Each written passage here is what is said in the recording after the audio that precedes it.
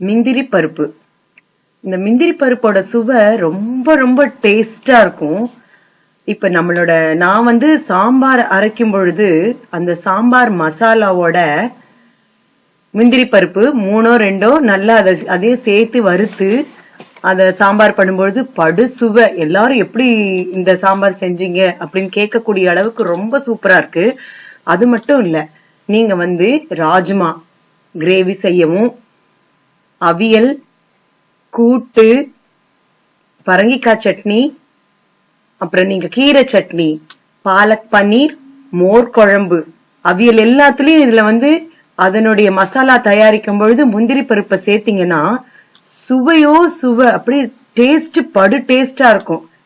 நம்ம சேமியா பாயசம் பண்ணும் பொழுது கொஞ்சம் பால் எடுத்து அதுல 4-5 முந்திரி பருப்பை கலந்து மிக்சியில ஒரு மையா அரைச்சு நம்ம பாயசத்தோட சேர்க்கும் பொழுது சூப்பரா இருக்கும்.